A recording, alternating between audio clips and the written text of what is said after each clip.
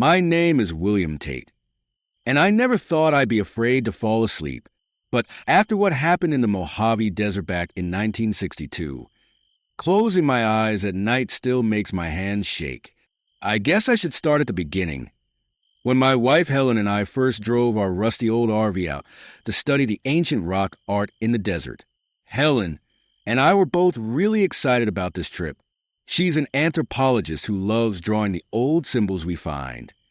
And I'm an archaeologist who spent years trying to understand what these ancient drawings mean. We had read about some really strange petroglyphs. That's what we call pictures carved into rock, out in the middle of nowhere. The locals said weird things happened near them, like spiral patterns showing up in the sand overnight and mysterious lights in the sky.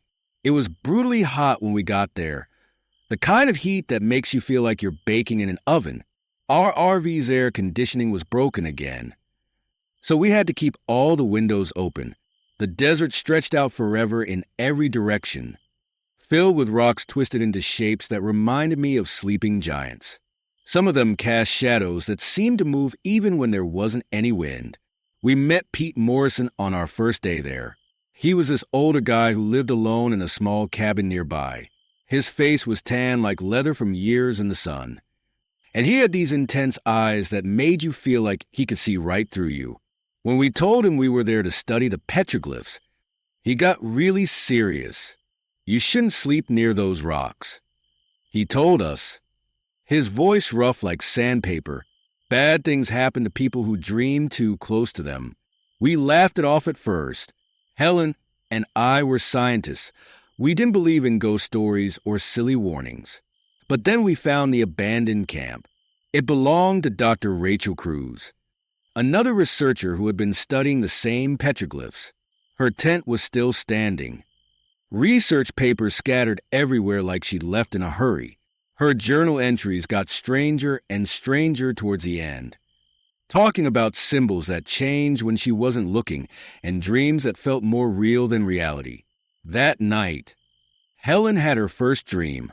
When she woke up, she grabbed her sketchbook and drew for hours without stopping, her hands shaking the whole time. The drawings showed things we hadn't seen yet, but would soon discover in the caves below the desert. I should have listened to Pete's warning then. We both should have. But we were too curious, too eager to understand the mystery of those ancient drawings. We didn't know that some mysteries are better left unsolved, or that sometimes dreams can swallow you whole. That's when things started getting really strange. Every night, the dreams got stronger. I'd see shadows moving in the corners of our RV. Even when I was wide awake, Helen's drawings became more detailed, showing twisted figures that seemed to dance between the stars. Sometimes I'd catch her staring at her sketchbook with tears in her eyes, like she was seeing something that scared her. They're trying to talk to us. William, she whispered one night, they show me things when I sleep, ancient ceremonies, doorways made of starlight. I think they want something from us. During the day, I kept exploring the caves, taking pictures of the petroglyphs. That's when I noticed something impossible. The symbols were changing. A spiral I photographed in the morning would be a star by afternoon. At first, I thought the heat was making me see things. But when I compared my photos, they showed the same changes. Pete started visiting us more often, bringing water and supplies. He'd sit outside our RV in the evening, telling us stories about the desert's history. One night, after Helen had gone to bed, he finally told me the truth. They're called dreamwalkers, he said quietly, staring into the darkness. They've been here longer than people. They feed on our dreams, our thoughts, our memories. But lately, they're getting hungrier. He looked at me with those piercing eyes. And they've taken a special interest in your wife's mind. I wanted to laugh it off, to tell him he was crazy. But then Dr. Rachel Cruz appeared at our campsite the next morning. She looked different. Her eyes had a strange silvery shine, and she moved like She wasn't quite sure how her body worked. She told us she'd learned so much during her time away, that the dream walkers had shown her amazing things. They can show you too, she said, smiling in a way that made my skin crawl. All you have to do is let them in. That night, I woke up to find Helen sitting outside, drawing in the moonlight. The pictures showed our RV surrounded by tall, shifting figures made of shadow and starlight. As I watched, one of her drawings began to move on the page, its lines twisting like living things. I reached for Helen's shoulder, but my hand passed right through her. When she turned to look at me, her eyes were full of swirling desert sand. We were running out of time. The line between dreams and reality was starting to blur, and I had no idea how to save us from what was coming.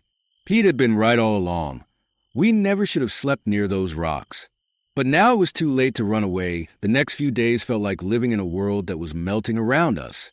I'd wake up to find sand floating in the air like tiny stars, or hear whispers coming from empty rooms in our RV. Helen spent more and more time in what she called her art trance, drawing things that would happen hours or days later.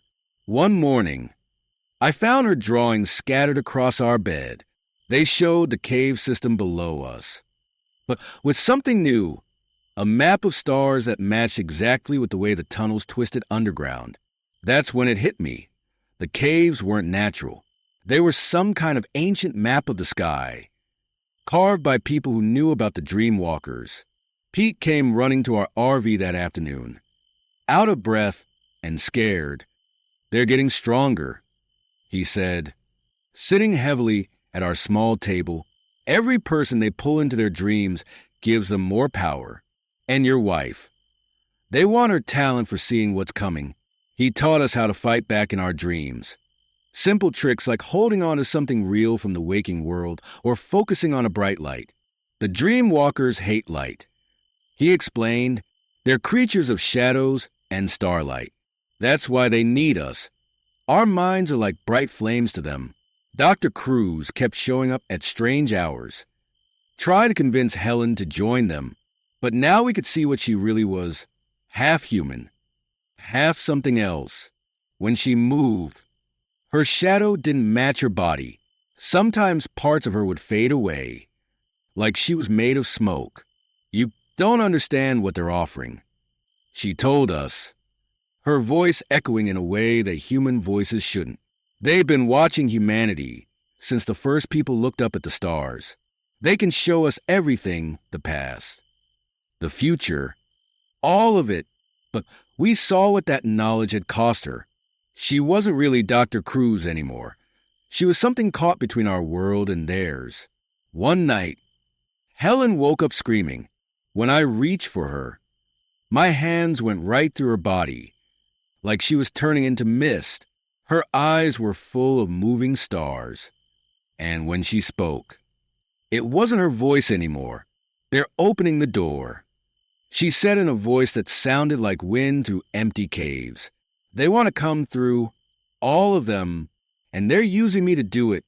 Pete barged in just then, carrying an old leather bag full of strange tools, crystals, mirrors, and what looked like pieces of the petroglyphs themselves. "We don't have much time," he said grimly. "The door between worlds is already starting to open, and your wife is the key they plan to use." I looked at Helen, who was becoming less solid by the minute, and knew we had to act fast. The final battle wasn't just for our lives anymore. It was for everyone who might fall prey to the dream walkers if they fully entered our world. As the sun set outside, casting long shadows that moved in ways shadows shouldn't, we prepared for what we hoped wouldn't be our last night alive. Everything happened that night. The stars seemed to come down from the sky, swirling around our RV like fireflies made of shadow. Helen was almost completely see-through now, her body flickering like a candle flame in the wind. Pete laid out his tools in a circle, mirrors facing outward, pieces of rock with ancient symbols between them. The dream walkers are strongest in dreams. He explained quickly. But that's also where they can be trapped. We have to go to sleep one last time. But how can we fight them? I asked, watching as Helen's drawings began to float off the walls. With these, Pete said, handing me some of the stone pieces. The first people who met the Dream Walkers left us weapons in those cave drawings. The symbols are like locks for a door they can't pick. Dr. Cruz appeared in our doorway. But she wasn't pretending to be human anymore. Her body was made of shifting shadows and starlight. Her eyes like deep holes in space. You can't stop this, she said in a voice that sounded like many voices speaking together. The door is already opening. We took our places in Pete's circle. Helen could barely hold my hand. Her fingers felt like cold mist. I love you, she whispered, and her voice sounded far away. Whatever happens, remember that was real. Then we closed our eyes and fell into the last dream. It was like no dream I'd ever had before.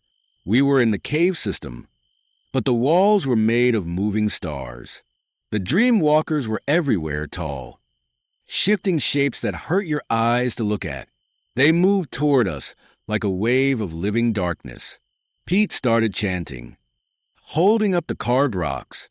They glowed with a warm light that pushed the shadows back. I did the same with my pieces, remembering what he'd taught me. The Dream Walker screamed, a sound like wind through 1,000 empty rooms. Helen floated in the middle of it all, her body a bridge between our world and theirs. That's when she understood what she had to do. She looked at me one last time, smiled, and then spread her arms wide. The door swings both ways, she said softly. She began to glow, brighter and brighter, like she was turning into pure light. The Dream Walkers tried to pull back, but they were caught in her radiance. She was using their own door to pull them in. All of them, like water down a drain. Pete grabbed my shoulder. The symbols, he shouted. Use them now. Seal the door. I held up the stone pieces, tears running down my face. Helen's light grew so bright I couldn't look at her anymore. There was a sound like the whole world taking a deep breath. And then I woke up in the RV. The sun was rising outside. Helen was gone.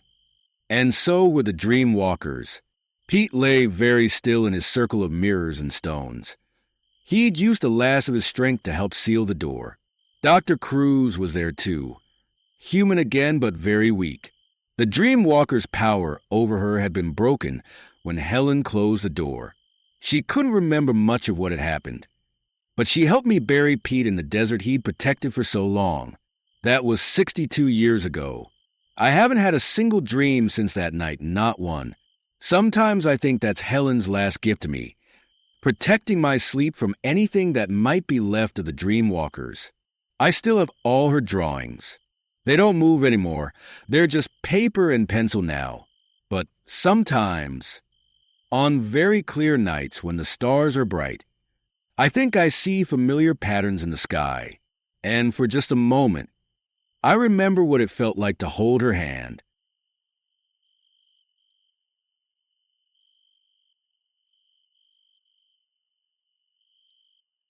My name is Marcus Reynolds, and I'm still trying to make sense of what happened in that frozen valley last winter. I've been a park ranger for 15 years, but nothing in my training could have prepared me for what we faced there. Even now, sitting by the fireplace with 3 blankets wrapped around me, I can't shake the cold that's settled deep in my bones. It all started when my wife Linda suggested we take our son Tommy on a winter camping trip. Things hadn't been great between us since my incident at work 2 years ago. The doctors called it PTSD. But how could I explain to them what I'd seen that night in the forest? Linda thought getting back to nature might help me heal. If only we'd known what was waiting for us in those ancient woods. We packed up our old 1975 Winnebago, the one I'd spent months fixing up, and headed to northern Maine. Tommy was excited about trying out his new camera, And Linda had packed enough hot chocolate to last us a month.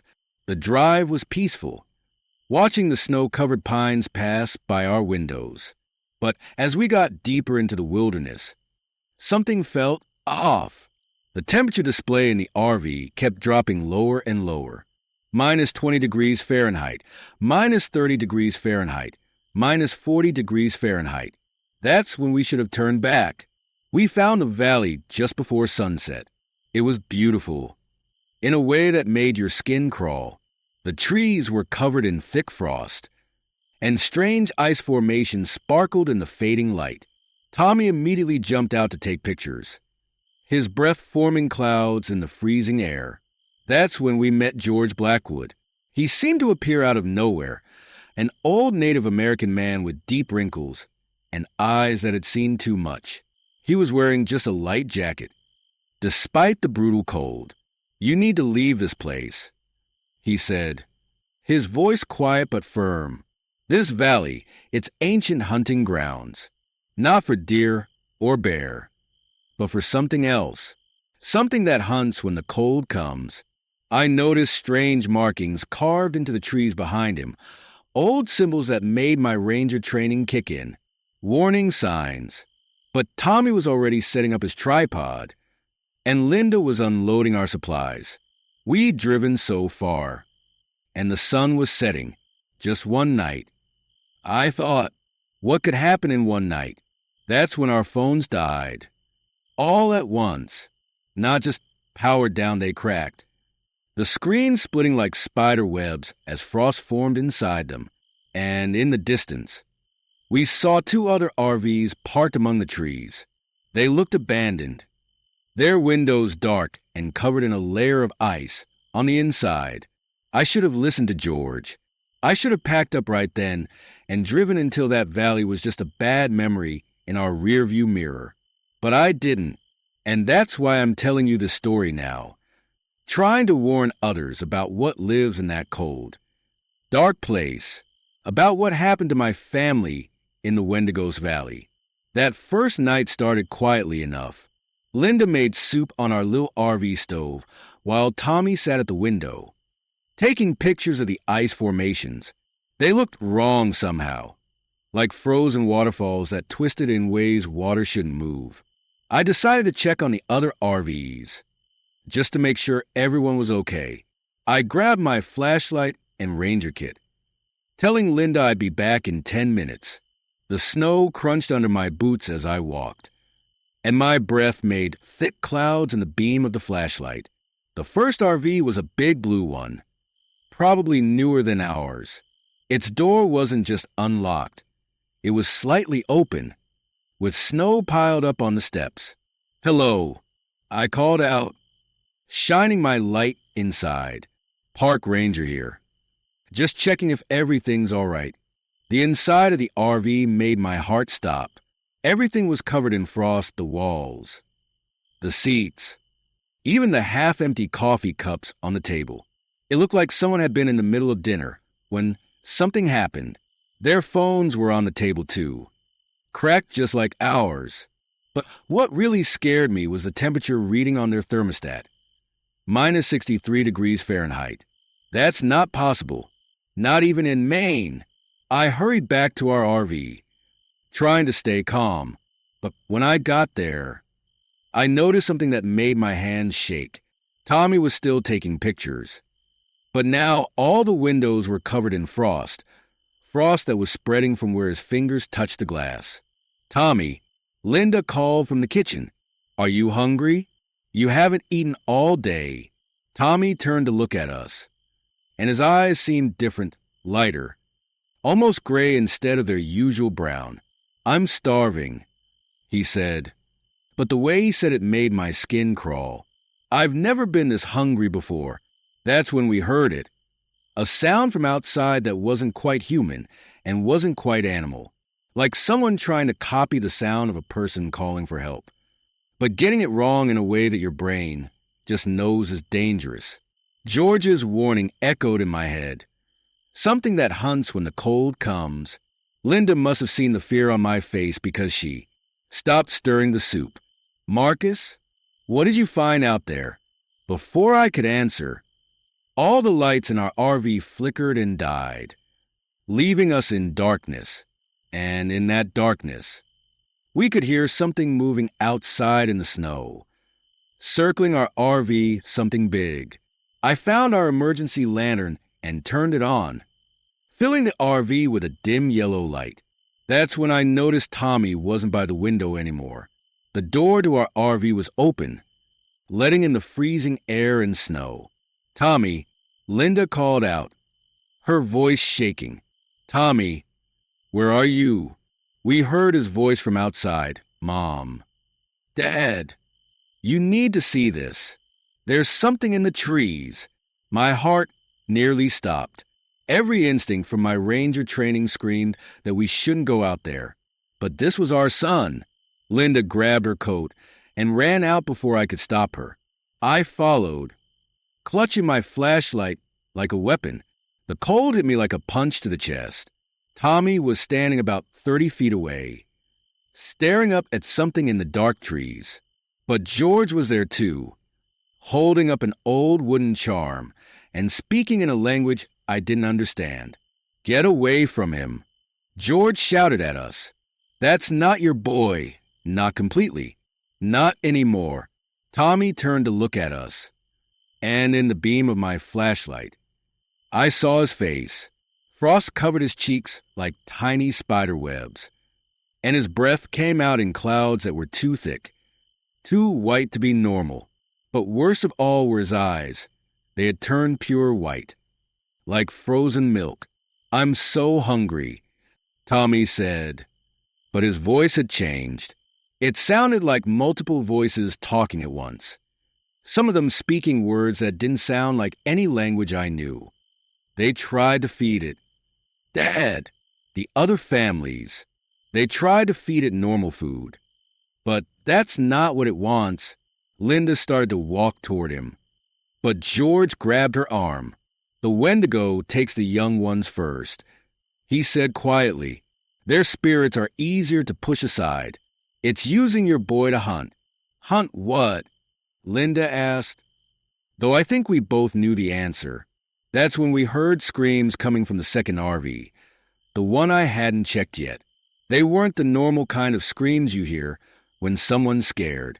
These were the kind that tell you something impossible is happening, something your mind can't accept. Tommy smiled, showing teeth that looked sharper than they should be. "The hunger never stops," he said in that wrong voice. "But maybe if I eat enough, I can make it go away." He started walking toward the screams, his feet leaving tracks in the snow that frosted over almost immediately. Linda tried to run after him, but the wind suddenly picked up, blowing so hard it pushed us back toward our RV. The temperature dropped even lower, and I could feel my eyelashes starting to freeze together. The last thing we saw before the snow became too thick was Tommy breaking into a run, moving faster than any human should be able to move. And behind him, rising up from between the trees, was a shape made of ice and shadow that seemed to go up and up forever into the dark sky. "We have to follow him," Linda shouted over the wind. But George pulled us back toward our RV first. "You need to know what we're dealing with," he said, his voice urgent. "There's a cave system under this valley. The Wendigo keeps its food there. That's where your boy is heading. And that's where the other families are, or what's left of them, inside the RV." George pulled out an old leather bag. His hands shook as he opened it, taking out what looked like dried plants and old bones with strange marks carved into them. "My grandfather fought one of these things 50 years ago," he said. "He left me everything I need to stop it. But," he looked down at his hands, "I'm too old now, too weak. It has to be you." Linda was already grabbing flashlights and rope from our emergency kit. "Just tell us what to do." That's when we heard Tommy's voice again. But this time it was calling from somewhere in the woods. "Mom? Dad? Help me. I'm so cold." Linda started crying. But I knew it wasn't really Tommy calling us. The voice was too hollow, like someone trying to copy our son's words from memory. The caves, George said, pointing to a dark opening in the rocks that I hadn't noticed before. But be careful. The ice in there, it remembers. We followed his directions. Walking into the cave with our flashlights, the walls were covered in a thick layer of ice. But something was wrong with it. There were shapes in the ice, frozen hands, faces locked in screams. My flashlight beam passed over a whole family. Frozen mid-run. Oh God! Linda whispered, the missing campers. We went deeper into the cave, trying not to look at the shapes in the walls. That's when we found the leftovers from meals, torn camping gear, bloody clothes, bones that had been cracked open, and in the middle of it all was Tommy, kneeling on the ground, his back to us. Tommy, Linda called softly, "Baby, is that you?" He turned around slowly. Frost covered half his face now, and his fingers had grown longer, with sharp points of ice at the tips. But his eyes, for just a second, I saw our son's real eyes looking back at us, filled with fear. "Dad," he said in his normal voice. "I can feel it in my head. It's so hungry. Please, help me." I started to move toward him, but then Tommy's eyes turned white again, and that thing that wasn't our son smiled with too many teeth. "Yes," it said in that wrong voice. "Come closer. The hunger needs to feed." The temperature dropped so fast it felt like being hit with a truck. I started creeping up the cave walls toward us, and behind Tommy, those frozen shapes in the walls began to move. The frozen bodies in the walls were breaking free, ice cracking as they stepped out. They moved like puppets, their faces still frozen in screams. I counted 5 people. The missing families from the other RVs, the ritual. George's voice echoed from the cave entrance. He was limping toward us, holding his bag of sacred items. "You must form a circle with the bones. Quickly." But Tommy, or the thing controlling him, moved faster than we could react. With one wave of his hand, sharp icicles shot up from the ground, forcing us to jump back. The frozen people were getting closer, their feet dragging across the cave floor. "My son is still in there," Linda said firmly. She took a step toward Tommy, ignoring the ice forming around her feet. "Tommy, remember when you were 6? You were scared of the dark, and we got you that little night light shaped like a star. Remember how it made you feel safe?" For a moment, Tommy's white eyes flickered, showing a hint of brown underneath. "The hunger doesn't care about your memories," the Wendigo's voice said through Tommy's mouth, but it sounded unsure. George started placing the carved bones in a circle, his old hands shaking as he worked. "Keep talking to him. The real Tommy is fighting back." I joined in, taking another step forward despite the biting cold. "Remember last summer, buddy, when we went fishing and you fell in the lake? You were so mad that you scared all the fish away. But then we sat on the dock and had hot chocolate and couldn't stop laughing." More cracks appeared in the ice covering Tommy's face. His eyes kept switching between white and brown. The frozen people stopped moving, waiting for orders that weren't coming. But then the Wendigo fought back. Tommy's body rose into the air, ice crystals swirling around him like a tornado. His scream was a mix of our son's voice and something ancient and hungry. "Now!" George shouted, throwing herb bundles into the bone circle. He started chanting in that old language again, his voice stronger than before. Linda broke free from the ice around her feet and ran toward Tommy. I tried to grab her, but I was too slow. "I won't lose my son," she said. She wrapped her arms around Tommy, even as ice began to form on her skin. "Tommy, feel how warm Mom's hug is. Focus on that warmth," the Wendigo shrieked. sending out waves of cold that made the cave walls crack. One of the icicles shot through Linda's shoulder, but she didn't let go. Blood froze on her coat as she held our boy tighter. "Mom!" Tommy's real voice came through. Weak but there. "Mom, you're hurt." George's chanting grew louder, and the bones around us began to glow with a faint red light. The frozen people started falling apart, turning back into lifeless ice. But the Wendigo wasn't giving up without a fight. "Linda," I ran to them, pulling out the sacred items George had given me. The cold was so bad now that my fingers were turning blue. But I started placing the herbs and bones around my wife and son. The Wendigo rose up behind Tommy, its real form finally showing itself, a tall, skeletal thing made of ice and darkness, with antlers that scraped the cave ceiling. But Linda just held Tommy tighter, even as her blood turned to red ice on her coat. "I'm not letting you take him," she whispered, her voice getting weaker. "A mother's love is stronger than your hunger." George's chanting reached its peak. The bone circle burst into red light, and Tommy screamed, but this time it was fully his voice. Our boy's voice. The Wendigo tried to pull him away, its ice claws digging into his shoulders. But Linda wouldn't let go. "Dad!" Tommy cried out. "The light, it burns." I didn't think, I just acted. I jumped into the circle and wrapped my arms around both of them. The cold was worse than anything I'd ever felt, like thousands of knives in my skin. But I could feel Tommy's heart beating against mine. Still warm, still human. "Let go of my son." I growled at the creature. George threw the last of his herbs into the circle. "The price must be paid," he shouted.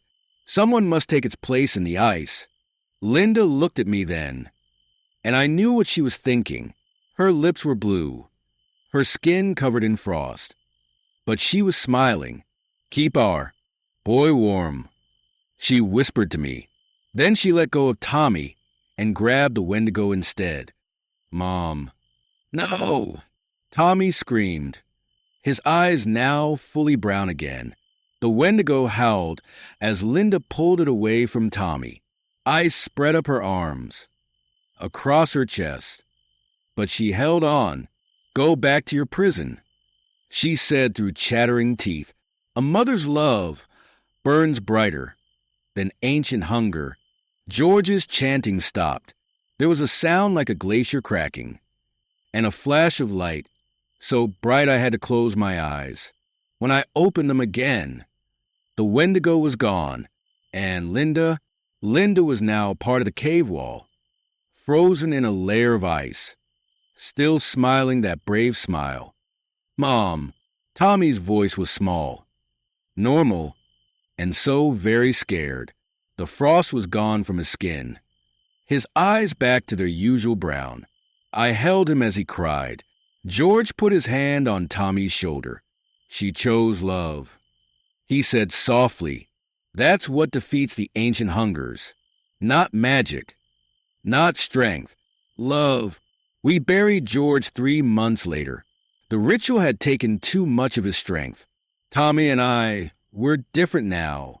We keep our house warm, but we never feel it. The cold is always there, reminding us of what we lost and what Linda saved. Sometimes, on winter nights, I think I hear Linda's voice in the wind, not like the Wendigo's fake calls, but really her, watching over us.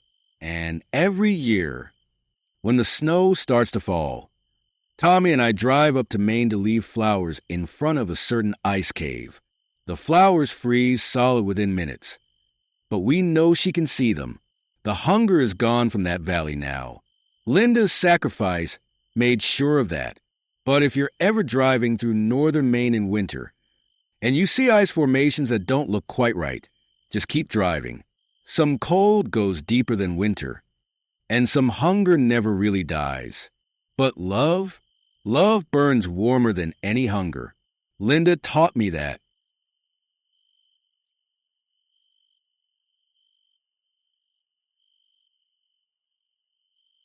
My name is Derek Howard, and I wish I'd never taken that teaching job at Mountain State University. Maybe then I wouldn't have gotten so interested in those strange rock formations in the hills. Maybe then my wife Alice and our baby would be safe. But I guess I should start at the beginning. Back when we thought moving to West Virginia would be an adventure. I'm a geology professor, or I used to be. Anyway, Alice is an artist who loves drawing landscapes. When we found out she was pregnant, we thought it would be fun to fix up an old Airstream trailer and spend the summer in the mountains while I did my research. The university wanted me to study these weird hook-shaped rocks that kept showing up in the old mining areas. Alice could sketch the mountains, and we'd have one last adventure before becoming parents. The first thing you need to know about these mountains is that they're always covered in mist. Not the pretty kind you see in postcards. This is the thick, gray kind that makes you feel like something's watching you. The locals don't like talking about the hills, especially the abandoned mines. They just shake their heads and change the subject when you bring it up. We parked our Airstream at Pine Shadow Campground, right at the foot of the mountains. It was the only campground for miles, and most of the spots were empty. The owner, this old woman named Beth Williams, tried to talk us out of staying. These hills ain't normal. She told us while checking us in. Her eyes kept moving to Alice's pregnant belly. Especially not for a woman in your condition. I remember laughing it off. After all, I was a scientist. I didn't believe in ghost stories or local legends about hill folk who never came down from the mountains. But now I know better. Those stories weren't legends at all. The first night, we heard it, this awful sound of metal scraping against rock, echoing through the mist. Alice said it reminded her of fingernails on a chalkboard, but deeper, like it was coming from inside the mountain itself. I told her it was probably just old mining equipment creaking in the wind. The next morning, we found the scratches. They were on the side of our Airstream, 3 long, hook-shaped marks that went right through the metal like it was paper. That's when I should have listened to Beth. That's when we should have left. But I didn't, and now I have to tell you what happened next. About the things we found in those mines, and about what my baby is slowly becoming. I just hope that by sharing this story, I can warn others to stay away from those misty mountains, because the hook folk are still up there, waiting, and they're always hungry for new blood. That first week started out normal enough. Every morning, I'd hike up to study the rock formations while Alice set up her easel near the campground. She loved painting the mountains, even with all that mist swirling around them. Sometimes she'd tell me she saw shapes moving in the fog, but I figured it was just her imagination. Being pregnant can do that to you, I thought. But then the weird stuff started happening. Little things at first. Our camping chairs would be moved around during the night. We'd hear footsteps crunching on leaves when nobody was there, and that scraping sound kept getting louder. One evening, while I was looking over my rock samples, Sheriff Mike Patterson showed up at our campsite. He was a big man with tired eyes, and he didn't waste time with small talk. Had any visitors, he asked. Looking around our campsite, just Beth from the office, I said, "Why?" He pulled out some photos. They showed deep claw marks on trees and something that looked like drag marks in the dirt. 2 hunters went missing last week. He said quietly, "Found their truck about 3 miles from here. Looked like something." Pulled the doors right off. Alice grabbed my hand. She'd been working on a new sketch. And when I glanced at it, my stomach turned. In the misty background of her mountain scene, she'd drawn what looked like people climbing the rocks. But their hands weren't normal. They were long and curved, like hooks. "I keep seeing them," she whispered. "In the mist. I thought I was just seeing things. But..." She turned the sketchbook around to show the sheriff. Patterson's face went pale. He'd seen something like this before. I could tell by the way his hand shook slightly as he looked at Alice's drawing. "Mrs. Howard," he said, "when did you start seeing these figures?" "About 3 days ago." Alice answered, "Always at sunset. They move like they're looking for something. That's when Beth showed up at our campsite. She took one look at Alice's sketch and dropped the firewood she was carrying. "You need to leave," she said, her voice shaking. "Both of you, before they smell the baby." "Before who smells the baby?" I asked. But deep down, I was starting to realize these mountains held secrets a geology textbook could never explain. Beth just shook her head and backed away. But before she left, she said something that still haunts me. "They know there's new blood coming, and they're getting hungry." That night, the scraping sounds were so loud we couldn't sleep.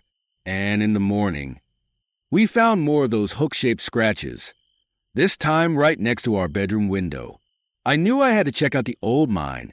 My geology work had shown that those weird hook-shaped rocks seemed to be coming from deep inside it.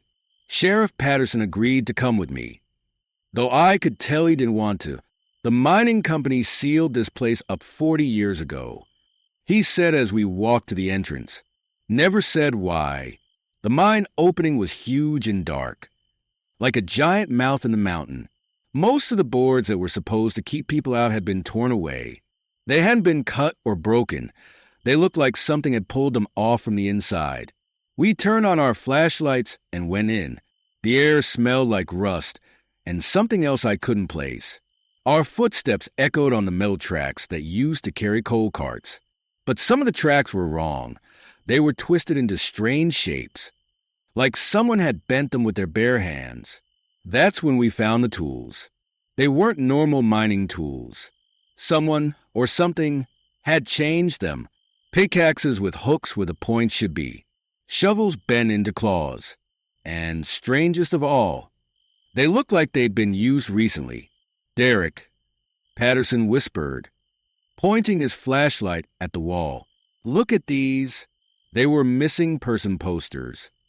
Dozens of them, going back decades, all yellowed with age, stuck to the mine wall with what looked like rusty hooks. Some were so old I could barely read them, but they all said the same thing.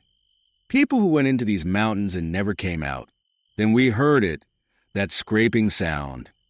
But this time it was close, really close. And there was something else, a weird clicking noise, like metal tapping on rock. It was coming from deeper in the mine. Patterson grabbed my arm. "We need to go, now." But before we could move, our flashlights caught something moving in the darkness ahead. Something that walked like a person but didn't look quite right. Its arms were too long, and where its hands should have been. I don't like remembering what I saw next, but I can tell you this. We ran. We ran faster than I've ever run in my life. And the whole time, we could hear them following us, their metal parts scraping against the mine walls. We barely made it out. As we stood there catching our breath in the sunlight, Patterson turned to me with fear in his eyes. "The stories," he said, "about the miners who never came up. I always thought they were just stories. But we both knew now they weren't stories at all. And whatever those things in the mine were, they were getting closer to the surface, closer to our campground, closer to Alice and our unborn baby." When we got back to the campground, Beth was waiting for us. She was sitting on our Airstream steps, and she looked scared, really scared. "You saw them, didn't you?" she asked quietly. "The ones with the hooks?" I nodded, still trying to catch my breath. "What are they? What do they want?" Beth looked around like she was making sure nobody else could hear. "Sit down," she said. "There's something I need to show you." She rolled up her sleeve. At first, I didn't understand what I was seeing. There, just under her skin, was something metallic, small hooks, growing right out of her arm. "I'm one of them," She whispered, "Well, half. My mother was human, but my father—" She pulled her sleeve back down. "He was one of the Hook folk. That's why I run this campground, to keep people away, to warn them." Patterson pulled out his notebook. "The missing people? Some died." Beth said, "But others, they changed. The Hook folk need new blood. You see, regular folks who spend too much time in the mine start to change. The metal gets in their bones. But what they really want—" She looked toward our airstream, where Alice was resting. "What they really want is babies. New life. Pure blood." My heart stopped. "The baby? Our baby?" Beth nodded. "They can smell it. Unborn babies are perfect for them, easy to change. Easy to make into one of their own. That's why they're coming closer. That's why they're getting braver." Just then, Alice screamed from inside the airstream. We all ran inside. Alice was standing by the window, pointing at something in the mist. "They're here," she said. "I can see them. They're watching us through the fog." I could make out shapes moving between the trees. Tall, thin shapes with arms that were too long, and at the ends of those arms. "We need to leave," I said, grabbing Alice's hand. "Right now." But Beth shook her head. "It's too late. They won't let you. Not now that they're this close." She reached into her pocket and pulled out an old key. "There's only one way to stop them. Deep in the mine. There's a central chamber. It's where they—" She stopped, like the memory was too painful. "If we can collapse it, maybe we can trap them down there. But it has to be tonight." "Why tonight?" Patterson asked. "Because," Beth said, looking at Alice, "your wife's going into labor. I can smell it. Just like they can. We have until sunset to get ready. After that—" She didn't need to finish the sentence.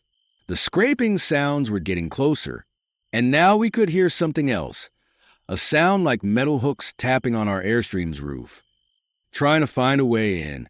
Everything happened so fast after that. Sheriff Patterson ran to his car to get dynamite. He kept it for clearing fallen trees. Beth started drawing a map, showing us how to get to the central chamber. And Alice's water broke. "The baby's coming," she gasped, holding her stomach. "Derek, the baby's coming now." The sun was already setting. Outside, the mist grew thicker, and those terrible scraping sounds were everywhere. They were surrounding the airstream. "Get her inside and lock the doors," Beth ordered. "Patterson and I will try to lead them away.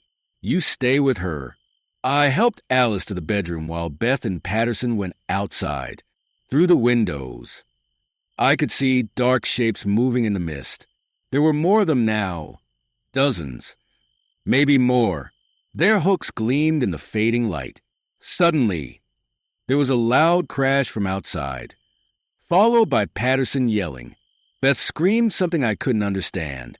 Then silence. Alice squeezed my hand. "Derek," she whispered, "they got Sheriff Patterson, didn't they?" I nodded, trying to stay brave for her. But how do you stay brave when there are monsters outside your door? And your wife is having a baby. The first hook came through the ceiling about an hour later. It pushed through the metal like it was paper, curved and sharp like a giant finger. Alice was deep in labor by then, trying not to scream as more hooks punched through our roof. That's when Beth came back. She was bleeding, and I could see more of those metal hooks growing out of her skin. "They're turning me," she said. "I can feel it, but I can still help. I know what they're thinking now. I can feel it." She looked at Alice and then at me. "Get ready with the dynamite. When I tell you, you run. Don't look back. No matter what you hear. I'll lead them into the mine. Beth, they'll kill you," I said. She smiled sadly. "Honey, I'm already changing. But maybe I can do one good thing before I become like them. She touched her arm where the hooks were growing. Just promise me something. Promise you'll keep that baby safe. Don't let them take it. Before I could answer, Alice let out a cry. The baby was coming. Right then, at the worst possible moment, our baby was coming into this nightmare. And outside, the Hook folk were tearing our Airstream apart. Trying to get in, our baby was born at midnight. Just as the Hook folk tore off our Airstream's door, the first cry echoed through the mountains. Everything went quiet for a moment. Even the creatures stopped. Then they started making this horrible sound, like metal grinding against metal. They were excited.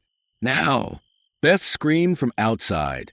She was almost completely changed by then, hooks growing all over her body. But her eyes were still human. They're focused on me. Run! I wrapped the baby in a blanket and helped Alice up. We slipped out through the emergency window while Beth walked toward the Hook folk, her own metal parts scraping against theirs. They followed her, like they were welcoming one of their own. We ran toward the mine entrance. Behind us, I could hear Beth leading the creatures, their metal parts creating an awful orchestra of scraping sounds. The dynamite felt heavy in my pocket, the central chamber. Alice gasped as we entered the mine. Beth said that's where they change people. She was right. The chamber was huge, with metal growing right out of the walls like giant hooks. Old mining equipment had been twisted into weird shapes, and there were these pools of something that looked like liquid metal. That's when we saw them, other people, half-changed, hooks growing from their bodies.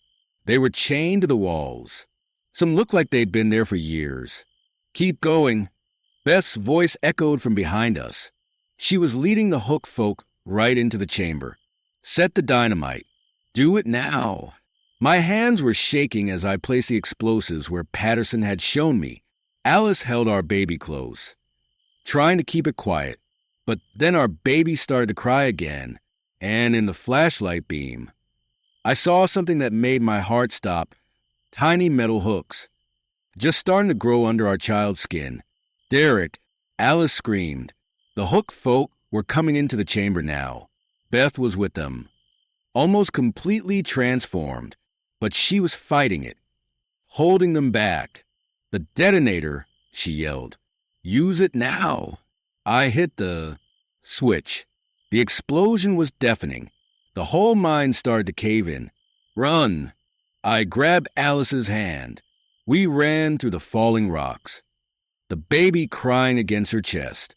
Behind us, the Hook folk screamed, a sound of metal being crushed and twisted. We barely made it out before the whole entrance collapsed. Beth and the Hook folk were sealed inside. The scraping sounds were finally silent, but our baby still had those tiny hooks growing under its skin. That was 3 months ago. We moved far away from those mountains. But every day I check our baby's skin. The hooks are growing slowly. Sometimes at night, I hear a faint scraping sound coming from the nursery. And sometimes, when the mist rolls in, I swear I can hear Beth's voice on the wind, warning others to stay away from the hills, because the Hook folk might be trapped now. But their blood, their metal, lives on in our child. I don't know what will happen when our baby grows up, but every time I see those tiny hooks glinting under my child's skin, I remember Beth's last words. Blood calls to blood, and metal calls to metal. The hills will always be hungry.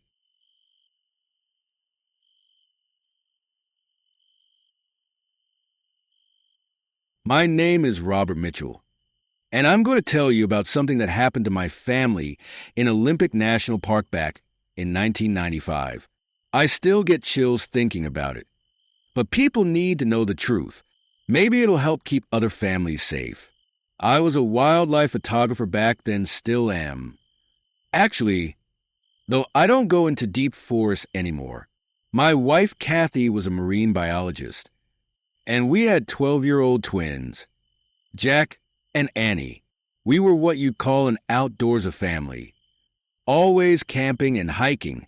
The twins especially loved our adventures. And Kathy would turn every trip into a science lesson. Those were happy times. That summer, we decided to rent an RV and spend 2 weeks exploring Olympic National Park. It was supposed to be fun, making s'mores, taking pictures of deer, teaching the kids about nature, normal family stuff, but right from the start, something felt different. I remember the day we drove into the park. The fog was thicker than anything I'd ever seen. Not the usual morning mist that burns away by noon. This was something else. It was like driving through white soup. And no matter how long we waited, it never cleared up completely. Dad, look at those. Annie pointed out the window at something that made me slow the RV down. There, between the ancient trees with trunks wider than our car, stood these tall wooden totem poles. They were old and weathered, with faces carved into them that seemed to watch us as we passed. Jack pressed his face against the window, fogging up the glass even more. Those marked the old boundaries. Kathy read from her guidebook. The local tribes put them there hundreds of years ago. That's when our GPS started acting weird. The screen would flicker, then show us in completely different spots. I tried using my phone's map, but it was just as bad. Before we knew it, we were lost in a maze of fog and trees that all looked the same. Maybe we should ask someone for directions, Kathy suggested. But we hadn't seen another car or person for hours. Then we found the first stone circle. I almost missed it in the fog, but there was this perfect clearing. Like someone had drawn a circle in the forest and cleared everything inside it. The stones were arranged in a ring, each one about waist high. They weren't rough rocks either. They were smooth, like they'd been polished by countless hands over the years. I grabbed my camera to take some pictures. That's when everything started to change. Looking through my lens, I saw something that shouldn't have been possible. There were shapes in the fog, human-shaped, but see-through, like people made of mist. I didn't show the photos to my family right then. I didn't want to scare the twins. But that night, in our parked RV, both Jack and Annie started sleepwalking for the first time in their lives. They walked right to the RV door, trying to get out. When we woke them up, they said they'd been dreaming about playing with children in the fog. That's when we met Harold Running Bear. He seemed to appear out of nowhere. An elderly Native American man with long gray hair and eyes that had seen too much. He took one look at my twins and shook his head sadly. "You need to leave this place," he said. "The mist walkers are awake again. I wish we'd listened to him right then. I really wish we had. But we didn't know. How could we have known what was coming?" That night, I couldn't sleep. I kept thinking about those shapes I'd seen in my camera. Around midnight, I heard soft footsteps outside our RV, careful not to wake anyone. I grabbed my flashlight and looked out the window. What I saw made my heart stop. There, in the thick fog, stood a figure.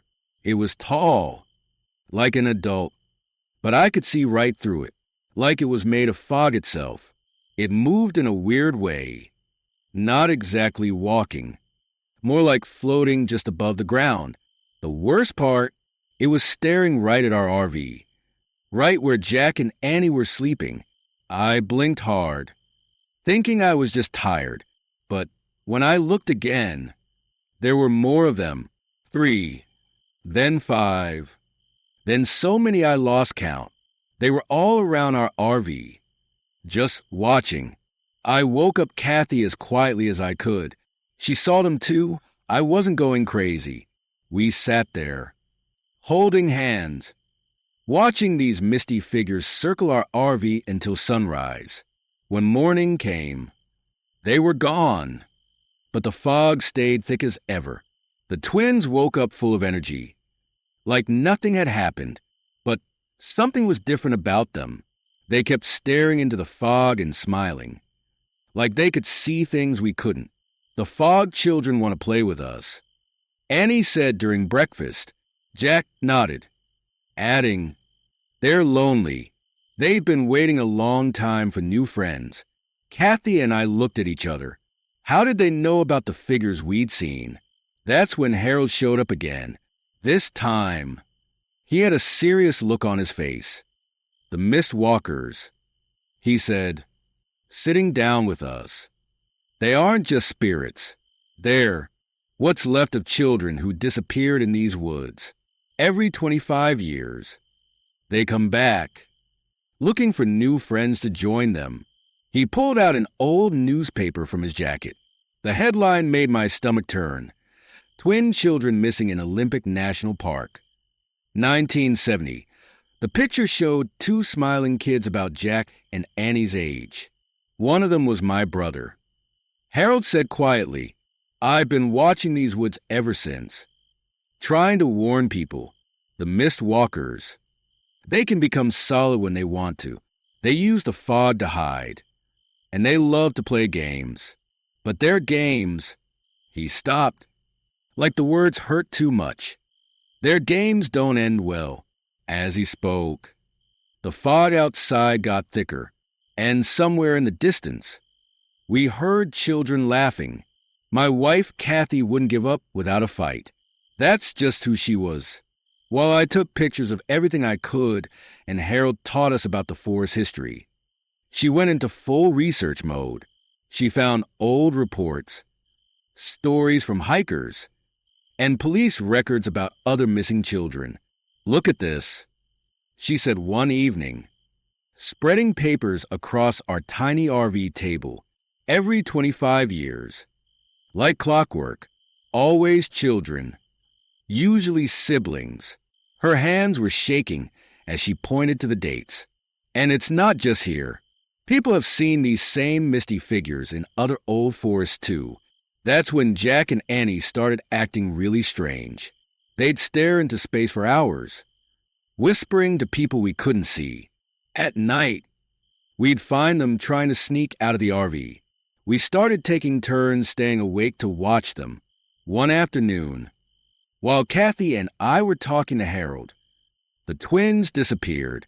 My heart nearly jumped out of my chest when we realized they were gone.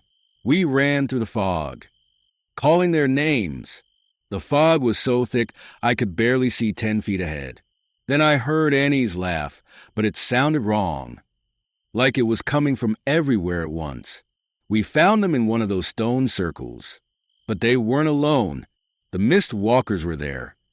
And this time they weren't just shapes in the fog. They looked solid, like real children. But their skin was pale as milk in their eyes. Their eyes were completely white. They were holding hands with Jack and Annie, dancing in a circle like it was some kind of game. "Jack! Annie!" Kathy screamed, running toward them. But as soon as we got close, the Mist Walkers changed. Their faces twisted into something awful, and their fingers turned into long, sharp claws. Harold started chanting something in his native language, holding up an old necklace made of wooden beads. The Mist Walkers hissed, an awful sound like wind through dead trees, and backed away from our twins. We grabbed Jack and Annie and ran back to the RV. But that night, looking through my camera pictures, I saw something that made my blood run cold. In every photo of the trees around our campsite, there were doorways, dark openings that definitely weren't there when I looked with my normal eyes. And in one picture, taken just that morning, I could see pale hands reaching out of those doorways, trying to grab at nothing. "They're getting stronger," Harold told us grimly. "The closer we get to the summer solstice, the more solid they become. And once they're fully solid," he looked at our twins, "they'll need new children to take their place in the mist." We decided right then we had to leave. We packed up as fast as we could. But when I tried to start the RV, Nothing happened. We were stuck. And outside, the fog was getting thicker. And those children's laughs were getting closer. That night was the worst of my life. The mist walkers surrounded our RV, scratching at the windows with their long, sharp fingers. Jack and Annie were crying, holding on to each other, even when they closed their eyes. They said they could still see the mist walkers in their heads. We have to protect the children, Harold said, pulling out small bags of herbs and wooden charms from his backpack. The solstice is tomorrow night. That's when they'll be strongest. Kathy helped Harold set up his protection charms around the RV, while I tried one more time to get the engine started. Nothing worked. We were trapped. Then it got quiet. Too quiet. Even the usual forest sounds, the birds, the wind in the trees, everything just stopped. That's when we heard a soft tapping on the door. A child's voice called out, "Jack, Annie, come play with us. We're so lonely." My twins started walking toward the door like they were in a trance. Kathy grabbed them, holding them back. "No," she shouted. "You're not taking my children." The voice changed then. It wasn't kid-like anymore. It was cold and angry. "Then we'll take you instead." The door burst open. The mist walkers poured in, not misty anymore, but solid, with skin like ice and those terrible white eyes. Harold threw some kind of powder at them, and they shrieked, backing away for a moment. "Run," he yelled. "Get to the stone. Circle. It's the only place they can be stopped." We ran into the fog, holding the twins' hands tight. I could hear the mist walkers chasing us, their feet barely touching the ground. The fog was so thick I could barely see where we were going. Kathy stumbled, and one of the mist walkers grabbed her arm. Its touch left frost on her skin. She pushed me away when I tried to help her. "Get the twins to safety," she screamed. "I'll hold them back." I didn't want to leave her, but I knew she was right. We had to save our children. The last thing I saw was Kathy swinging her backpack at the mist walkers, giving us time to escape. We made it to the stone circle, where Harold started a fire and began chanting.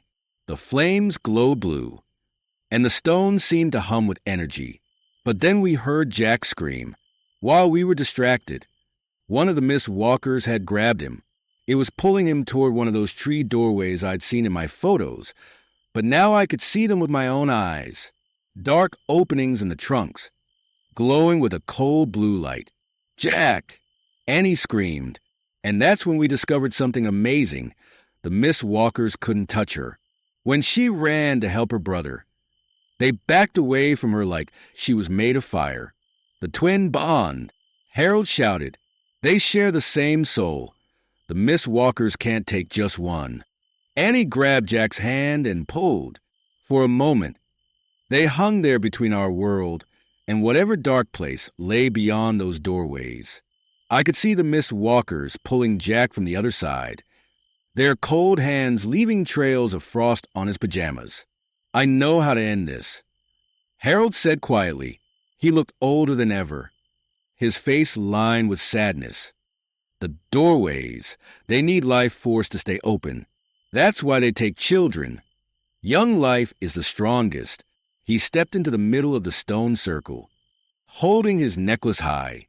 "But old life freely given is even stronger." Before I could stop him, Harold started singing in his native language.